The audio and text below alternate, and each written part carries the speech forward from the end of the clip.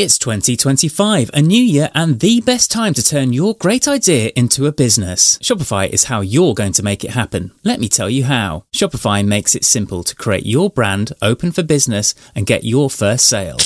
Get your store up and running easily with thousands of customizable templates. All you need to do is drag and drop. Their powerful social media tools let you connect all your channels and create shoppable posts.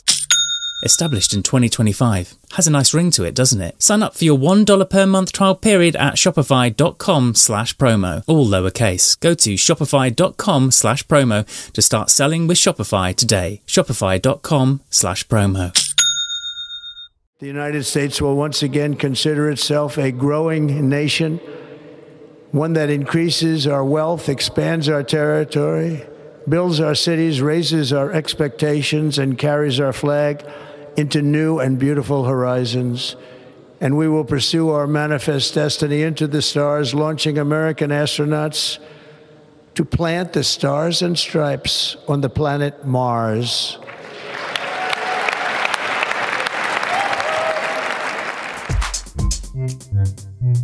Quiet Riot. Welcome to Quiet Riot Midnight Mass. I'm Naomi. And I'm Alex, and we've both just watched the second presidential inauguration of Donald Trump. We know that many of our listeners around the world, but particularly in America, will be finding that following the news right now is very difficult and may even be tempted to tune out completely. We have heard that message, and so our attempt tonight is designed not simply to give you our immediate thoughts, but to help you navigate what lies ahead and bring a little hope too. And also, I think, to minimize the amount of news that you're exposed to. We can act as a sort of filtering service that says, here are the really important bits, wrapped in a cocoon that maybe is not as aggressive as watching it on Fox News or whatever. We won't be doing that alone. We're delighted to be joined by a friend of the show and a United States politics expert. He's the CEO of the campaign group 38 Degrees and was there at the second Obama inauguration. Matthew McGregor. Welcome, Matthew. Thank you. I think not my favourite topic, but I'm glad to be experiencing the pain with you both in a group therapy. In a group therapy. John McCain said it's always darkest just before it goes completely black. That's how I felt watching that. So I'm glad to be decompressing with you both. Oh, goodness.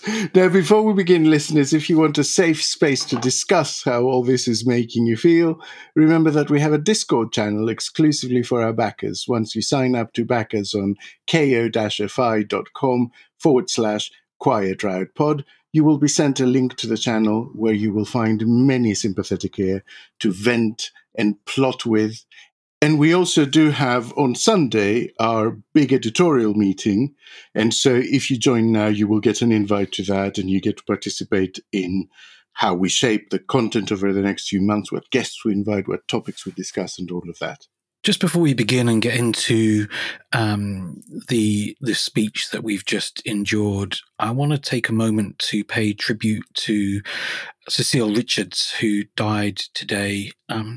Cecile's a real hero of mine and to a hero to the people I love. She's a huge loss to civil society and the fight for civil rights in the United States. If you're not familiar with her name, you will know her work. She was the president of Planned Parenthood for very many years and has worked tirelessly and passionately for equal pay, gun control, parental leave, and obviously abortion rights, as she did at Planned Parenthood. I want to share something that those closest to her posted in announcing her death. In remembering her, remember something she said a lot over the last year. It's not hard to imagine future generations one day asking, when there was so much at stake for our country, what did you do? The only acceptable answer is everything we could. Quiet Riot. We're going to go on to things that we absolutely have not missed, but are nonetheless back. Trump's second term. And guys, I guess we should talk about the key things that stood out for us from both of his speeches. He made one in the Rotunda Hall, that was the official inauguration speech, but he then went into the overspill room, the Emancipation Hall, filled with many of his supporters and staffers and fans. So we'll think about that one too. But before we begin, Matthew, as Alex said at the top of the show, you have actually attended a presidential inauguration before. So tell us about that. It was Obama's second one, I believe. What is the vibe typically like? Well, I imagine, I'm going to have to project, but I imagine the vibe at an Obama inauguration is slightly different to one at a Trump inauguration. Less nationalism at the Obama inaugurations, I would have thought. I actually was lucky enough to attend both. I attended the 2009 inauguration as a guest of a friend who had worked for the campaign. And in 2013, as a staff member, I was able to attend with my colleagues who had worked on the Obama campaign. 2009 was a lot more exuberant because I hadn't spent the previous 18 months working 7 days a week, completely exhausted and decompressing from one of the most stressful jobs I've ever had in my life. I definitely enjoyed 2009 a lot more, but they are real carnivals. You know, the inauguration itself is the formal bit, but there are huge parties, often, you know, especially in Trump's case, sponsored by big corporations. The big tech companies have laid on huge parties with free cocktails and all kinds of things. And, you know, when you've won, they are incredibly fun. But Washington is a hugely democratic town. 90% of people in Washington voted for Kamala Harris. So I don't think the party vibes are flowing across the entire district tonight. What first struck me about the main speech she gave today was the tone. Because the delivery from Trump was so juxtaposed to the words. He was low energy, softly spoken, but he was reaching for words that were as bombastic and superlative as ever you would expect from him. Now, that did change entirely when he spoke to his fans in Emancipation Hall after the official ceremony. But why do we think he went with a downbeat tone for the main event? I mean, I think you're right. I think part of it was the fact that it was indoors. That made it feel slightly more like a State of the Union address rather than an inauguration speech. I guess you feel differently when you're addressing a small group of people that are quite close to you, as opposed to looking out over, you know, that extraordinary mall and addressing a huge crowd of tens of thousands of people. So that was part of it. I think the other part of it is that the inaugural address really, I mean, it's the result of a political process, but it's not usually as politicized as this one was. You know, so much of it was about him. So much of it was about how he's the best and how he's suffered and how he's the victim. And, you know, contrast that with, I don't know, ask not what your country can do for you.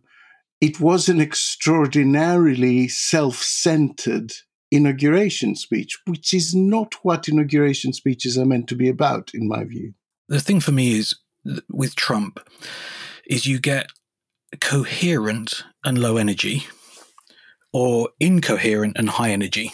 He was very scripted today, very clearly a series of messages they wanted to get across, and he seemed to, for once, really stick to the script. And he actually complained about it, Matthew, in the yes. In the other hall. I don't know if you saw that bit. He complained that he wanted to put stuff in that they wouldn't let him. And they really seem to be Melania.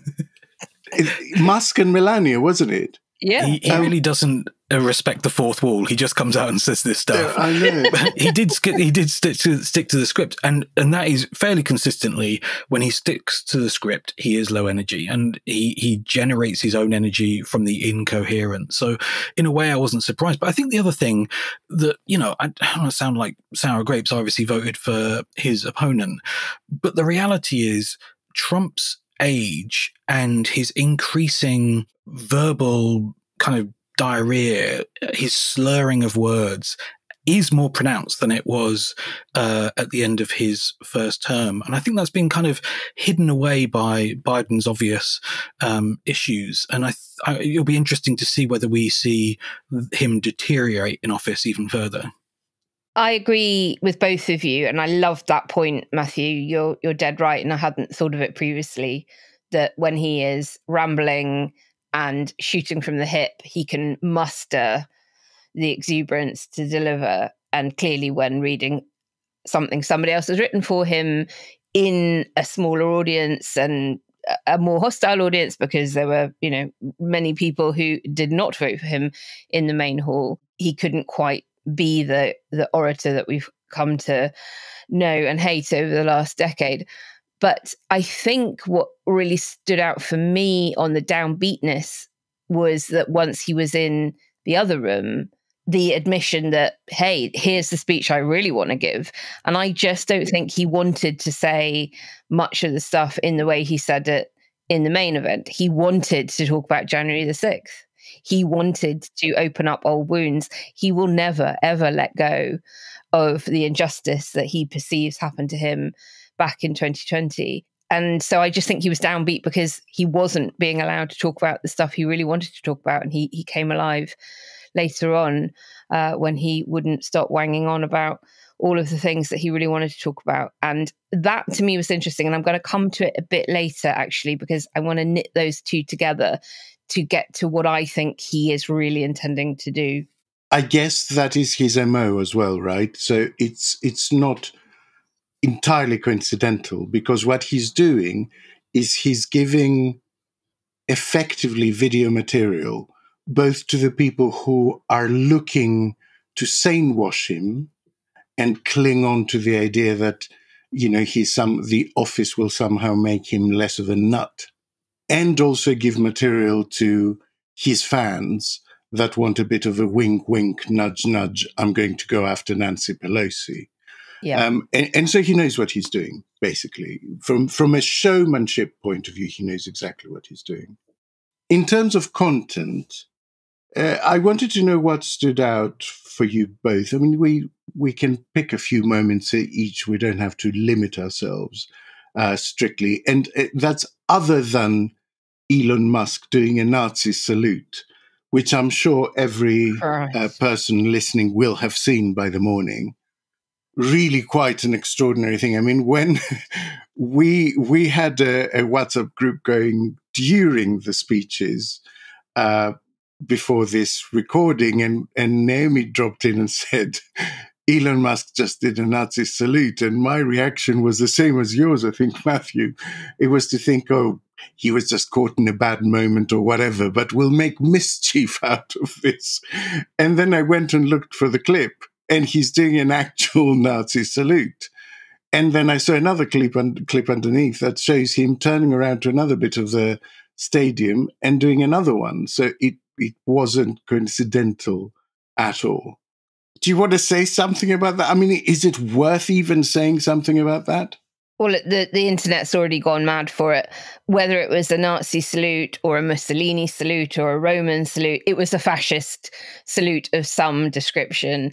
Of course, he's now trying to claim that it was about, love from my heart to all of you. Or, some people are saying that, oh, no, it's him signaling his trajectory to Mars, because, of course, Trump referenced wanting to send an American spaceship to that planet. It's all nonsense. These people hide in plain sight, and now they don't have to hide anymore.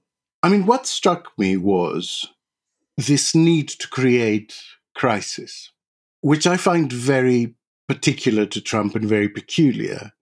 Let's listen to a bit where he says basically he's been the most tested president in the history of America.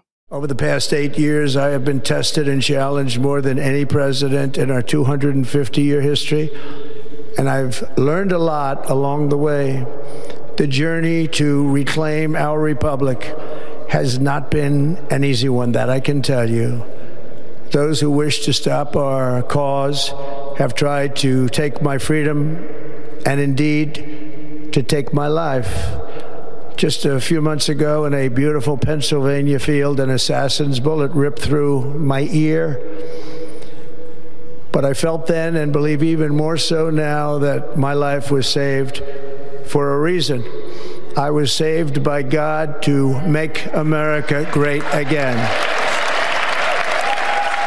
I find this quite extraordinary because looking even at the immediate past, I mean, Biden coming in as president at a time of the pandemic when thousands of Americans were dying every day, or going back to Obama's first inauguration, coming in at the height of the global financial crisis with everything in a sort of meltdown, not to mention going back to things like, you know, Vietnam or the Cuban Missile Crisis or Second World War, or 9/11. The notion that he's somehow taking over at the most difficult moment for the country is not just for the birds. It's kind of pathological, and that's what really struck me in this. He's sort of. Chris Hayes put it very well. He said he's like the cult leader that keeps saying, no, the rapture is going to happen on this date. And then when that turns out to be untrue, he comes out and says, no, it's going to happen on that date now. There's this constant creation of oncoming crisis because he needs to be able to say that I saved America from something horrific, in this case, World War III, apparently. I don't know whether that will begin to work against him very, very quickly, because we saw in all the polling this really peculiar phenomenon that Trump was quite unpopular while he was president, but 4 years later, people thinking back to his presidency were rating him much, much higher than they did when he was actually in office. And so I wonder, you know, he's taking over really an economy that's going pretty well. And he's taking over a Middle East that now has a ceasefire deal. And I don't know whether he can maintain this sense of imminent crisis that kind of gives him cover to do some of the more extreme stuff that he wants to do. But I guess we'll find out very soon. What about you, Matthew? What stood out for you? It was difficult to find one particular moment that stood out for me because it was a speech, even with its low energy, that was packed full of really alarming, shocking, even if not surprising, rhetoric, and a series of policies that take the United States in a very dark direction. It was a speech stacked full of overt nationalism, extremely online culture wars, and some really alarming economic ideas. But I actually think it's important to obviously note that, and we need to be aware of it and be alive to it. But the clip I want to pick out is when he talked about being a peacemaker and a unifier. Well, let's listen to that moment, and then I want to say why I thought it was so notable. My proudest legacy will be that of a peacemaker and unifier. That's what I want to be, a peacemaker and a unifier. The United States will once again consider itself a growing nation, one that increases our wealth, expands our territory, builds our cities, raises our expectations, and carries our flag into new and beautiful horizons. The thing about Trump is, I think for people of our political disposition, the rhetoric is so extreme that it is frightening, alarming, enraging, and also ludicrous. But the reality is that in moments like this, Trump is speaking to a significant portion of the American electorate, and not just people who we would think as traditional MAGA Americans, but to a sizable portion of Hispanic and Latino Americans and other Americans of color. The disbelief that we have for the idea that Donald Trump could be a unifier is not something that a lot of people agree with. That they look at clips like this and there is something that they can cling on to. They see what's come before. America has become a divided, economically very divided country. The country has been through years and years and years of wars under presidents of both parties. And Donald Trump is offering something dramatically different. And obviously, it is ridiculous and transparently and objectively untrue. But in speaking to the underlying desire for something very different, Donald Trump is back in office. And we should be outraged, and we should stay angry, and we should be up for resisting what Donald Trump is going to try to do to America. But there's no point in pretending that he is a novice, an idiot, someone who is deranged. He knows what he's doing, and he has been successful at it. Yeah, I mean, even looking at that particular portion of the speech, like the bit about him being a unifier and a peacemaker is preceded by him saying he will rename the Gulf of Mexico the Gulf of America and take Panama back by force. Quite. And before that, telling people that California didn't even try to fight the fires, not even on just foreign policy, like on domestic policy. He's acting as a divider rather than a unifier. And he led most of it by talking about corruption in Biden's administration and failure and national decline, and really going for them. I mean, he used them, how Kamala Harris and Joe Biden managed to bite their tongues, and Hillary Clinton, frankly, from the onslaught of attack that he led with, before then going into all of his national emergencies that he's declaring and all the executive orders he's going to sign. So, yeah, I mean, you're dead right. He will say one thing and then contradict himself before it and after it. Yeah, and follows it immediately by saying America will expand its territory. Where is this territory that doesn't belong to anyone? That, you're going to manage to expand America into as a unifier and peacemaker. Quiet riot. More Chumba Casino fan mail. Love this. It says, Dear Ryan, I love Chumba Casino. They're so much fun. I love the wild ride from the social slots to the Slingo to jackpots quicker than a 6-time real spin. Everybody's finding their fun at Chumba Casino. Why don't you find out for yourself? Head to ChumbaCasino.com and enjoy hundreds of casino-style games for free with your welcome bonus. Sponsored by Chumba Casino. No purchase necessary. VGW Group. Void where prohibited by law. 18 plus terms and conditions apply. Quiet riot. Naomi, what really popped for you? His doubling down on the commitment to put tariffs on goods imports into the US. Instead of taxing our people, we will tax other nations via tariffs. We'll have a little listen to his precise words right now. Instead of taxing our citizens to enrich other countries, we will tariff and tax foreign countries to enrich our citizens.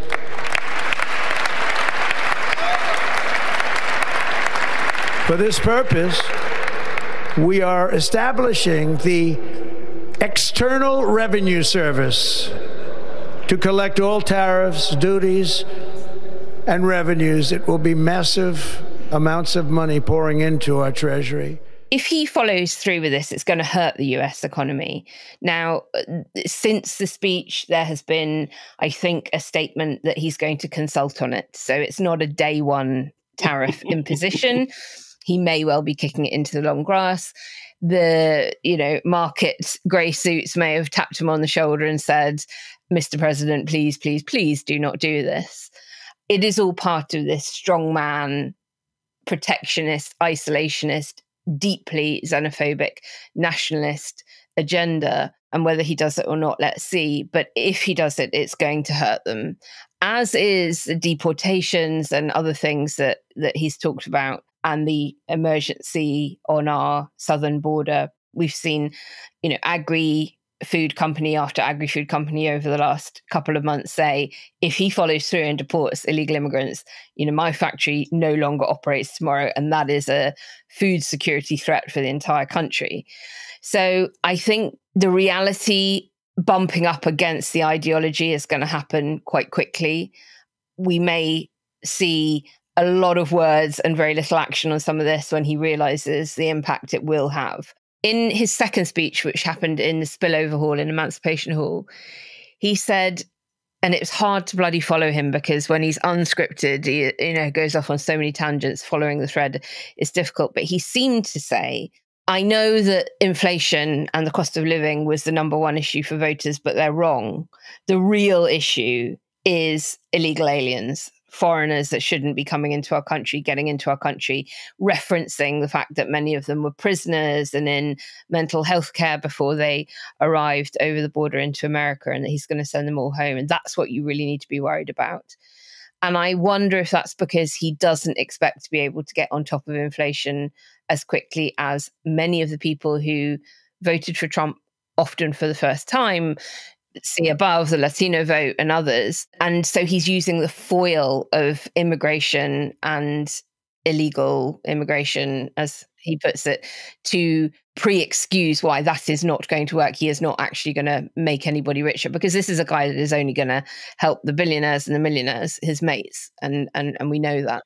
I mean, it's interesting how the stuff about, cheaper eggs on day one has completely disappeared from everything the incoming administration is saying. They know that actually their policies are inflationary, A. Exactly. And B, that, this stuff relies largely on external factors. Matthew, you said something that I wanted to pick up on. You said that his speech was extremely shaded in terms of online culture war terms. What do you mean by that? Yeah, I think that a lot of the MAGA movement, as they call it, is dominated by this extremely online community, people who live their lives online, who think that the cesspitification of Twitter is actually a fantastic development.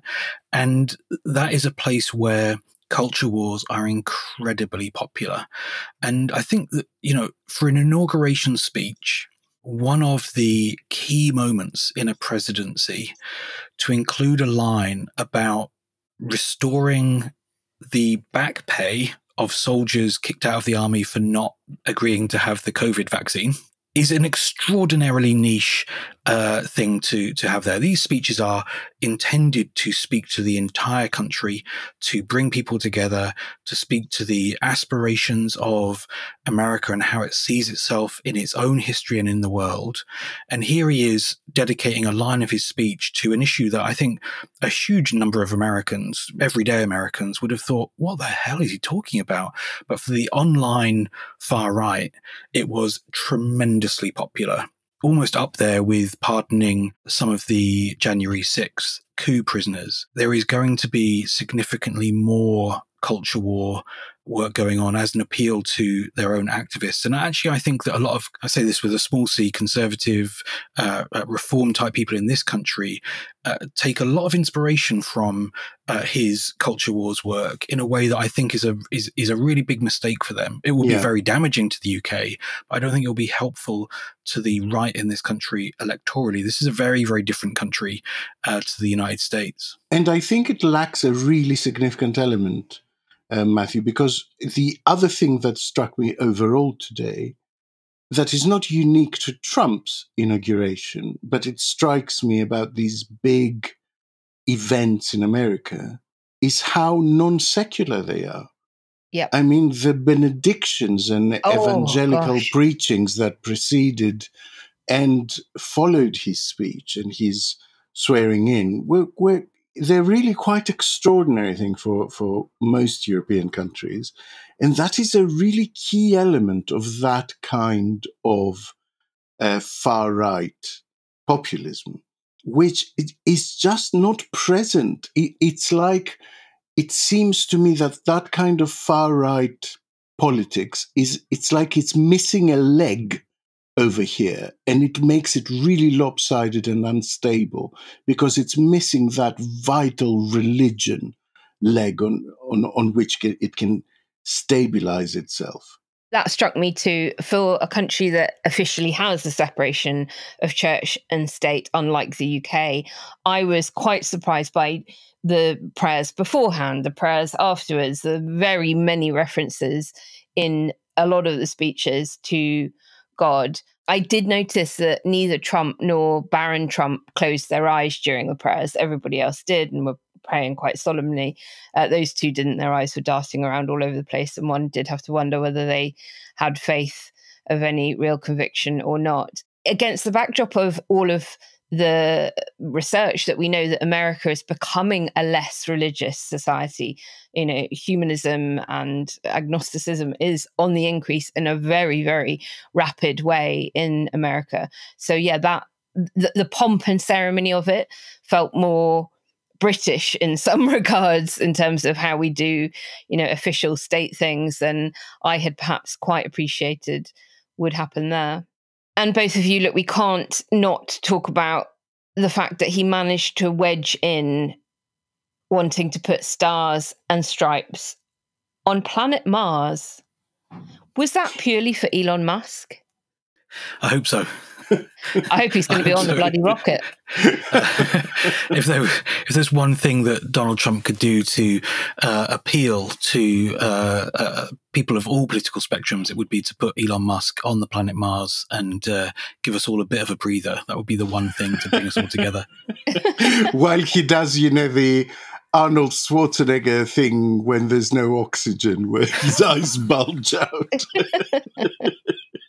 Look, we know that he's going to sign potentially hundreds of executive orders today on everything from the stuff we've mentioned above around national emergencies to a national emergency on energy so that they can drill for the, I quote, liquid gold beneath our feet. Not forgetting the cultural stuff around there only being two genders, but for the flavour of what he's really about, as I mentioned before, I think listening to the second speech really tells you what he wants to do.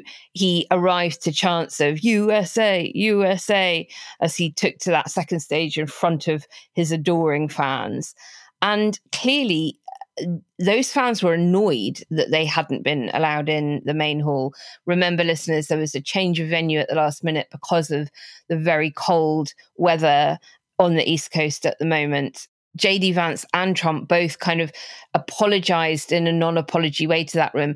So many times they must have been briefed to say, look, this crowd is pissed off that they didn't get a ticket into the main thing. So they kept referencing, you guys wouldn't have wanted to have been outside. We've just been outside to wave off the Bidens. It is so cold out there. You trust me, you are better off in here. You are better off in here. I love the messages they put out, though, saying that your tickets now will not grant you access even on the grounds of the Capitol, since there's no event taking place outside. So you can now consider them commemorative. So they weren't doing any refunds. They just said, just consider them a memento of having been grifted even on the first day. And imagine if you'd bought a non-fungible token Melania meme today that tanked as soon as it launched. Well, I was just glad they didn't smash the place up this time. Yeah, indeed. Fair point. Yeah, indeed. We're very, very glad. And maybe that's why they had to keep referencing how you wouldn't have liked it outside, guys. Don't worry, you're better off in here, because there was some rumor of disturbance. Who knows? This was a very unwieldy but passionate speech that he made. I'm not entirely sure, but I think it was longer than the speech that he made even in the main hall, which was double the length of the speech he'd made back in his inauguration in 2017. I assume it was January 2017. I would just like to know if there's anything from that particular part of the proceedings that jumped out at you. I mean, he really went for Nancy Pelosi. Yeah, I mean, this was all about relitigating the past. So his main speech, they had tried to basically craft it in a way that looked forward. And he then went to the other hall and said, no, I will not let go of my grievances. at any level. And, that is, in many ways, a sort of blessing. I think it makes him less effective.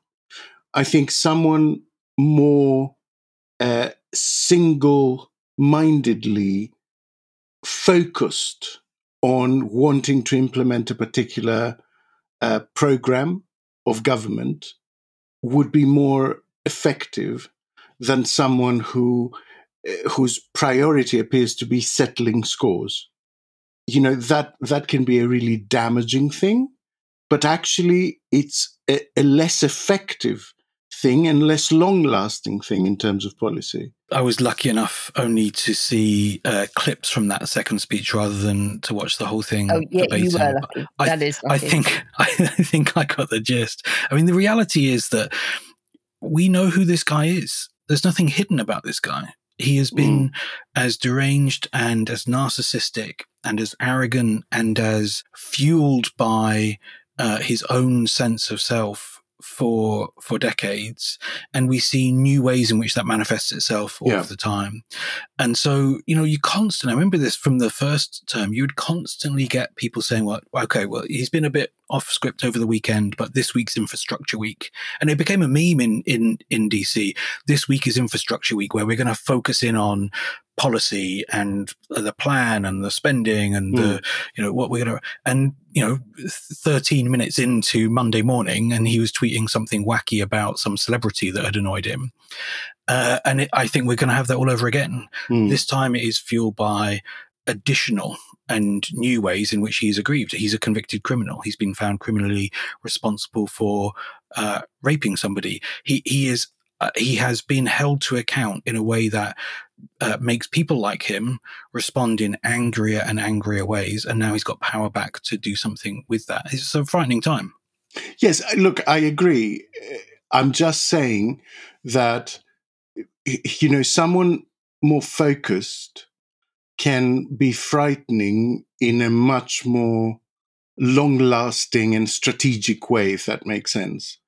Someone who's having a toddler tantrum can do a lot of damage, but it's sort of quite limited in both time and range. I mean, the other thing is that Proud Boys were marching through Washington today in their full colors. We mustn't underplay how dark a moment this is for America.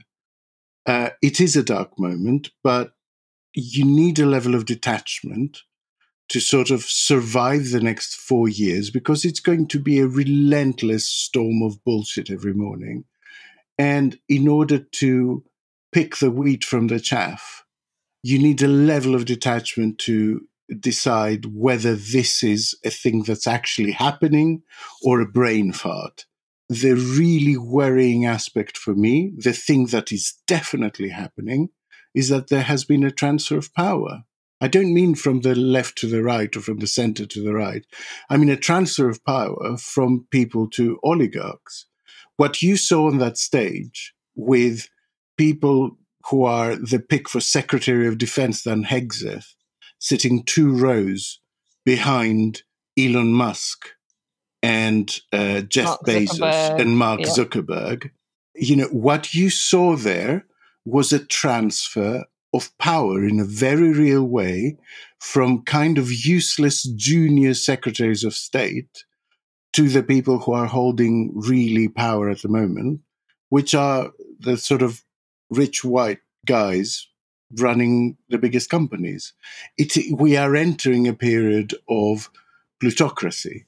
And that, I think, cannot be underplayed. And I've been a little bit surprised and annoyed at the lack of response from Democrats. There's very few people making a cogent defense. I mean, I get it. They lost, in a way that's seen as quite badly, even though actually in the numbers it wasn't as bad as all that. But they need to get their act together, because there's stuff going on. And when the line at the moment is for all of them to come out and say, well, if he's genuine about the price of eggs, we'll help him, knowing that he's not genuine, while actual, people are doing actual fascist salutes on stage. I'm sorry, but the sort of middle ground political clever line won't cut it. Yeah, I think the Democrats are really reeling, and they need to get their act together fast. They don't have a coherent analysis of what went wrong. And I think, really difficult to understate just how much this result has knocked the fight out of people. And they need to get their act together fast. I totally agree with you that they have been far too quiet, that establishment Democrats in Congress have been far too weak in using the power they have in the Senate and the House. Obviously, they're in the minorities there, but they still have institutional power. A lot of people are saying that the generation that has lost this battle can't be the generation to take power back. And so I think there will be a lot of soul searching, but also a big fight over who gets to own the fight back. Quiet Riot. It's very late. Thank you both so much for enduring the pain of this with me. And listeners, thank you so much for tuning in. As I said, it was a margin call whether we did something about this. I know that the instinct out there is to just switch off, but we mustn't switch off. We need to keep an eye on what's going on, if for no other reason, because it feels like the far-right community is such a global one now that they copy strategies from each other all the time. And so the fight in America is also our fight, I feel. So thank you for tuning in. We will try and fillet things for you and present them in a way that does not leave you feeling hopeless and angry. And we do always promise hope. And of course, we like to give you a call to action. Matthew, for those feeling disenfranchised and fed up and depressed right now, what do you recommend that they do to make themselves feel a bit more empowered and a bit better? I think if you're listening to this in the United States in honor of Cecile Richards, a donation to Planned Parenthood, or to sign up to volunteer for the fight that will be tougher now, but more important than ever for women's rights, especially women's right to access healthcare, would be the right thing to do. If you're in the UK, as I know lots of listeners will be, there are a couple of organisations that I really recommend supporting, doing practical hard work in support of women's rights. The first one is Bloody Good Period, who campaign for and work for menstrual health. And the second one is Level Up, a people-powered campaigning organisation that's been doing some really sensational work to campaign against pregnant women being imprisoned. Prison is no place to be pregnant or to have a baby. And they've been doing some fantastic work to campaign to end that cruelty. Thank you, Matthew. We'll leave links in the show notes, and thank you so much for joining us today. Thanks for having me. I hope that the next time we're talking, it will be on a happier occasion than today. It won't. Now, listeners, we'll be back on Friday with Dr. Brian Klaas. He has recovered and he's rejoining us, and he will help us digest the first few days of Trump 2.0. They promise to be very packed with executive orders, so we'll be raking over all of that. If you have burning questions for us to put to him, drop us a note to quietriotpod@gmail.com or use our Discord channel. And in the meantime, be kind to yourselves and each other. Our day will come, and resistance will be in the form of a quiet riot. Bye. Quiet Riot is an audio production by Cooler Heads with Naomi Smith and Alex Andreou. Produced by Kenny Campbell. Music by Mariana Sangeeta. Artwork by Simona Canelu. And edited by me, Alex Reese. Quiet Riot is a co-production with Soundstone Global. Quiet Riot.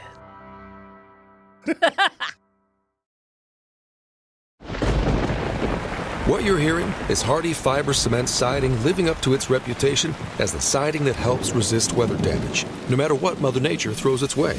James Hardie knows how important a reputation is, especially when you're a home builder.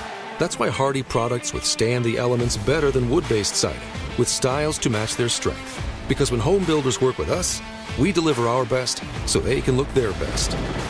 Protect your reputation with exterior products by James Hardie.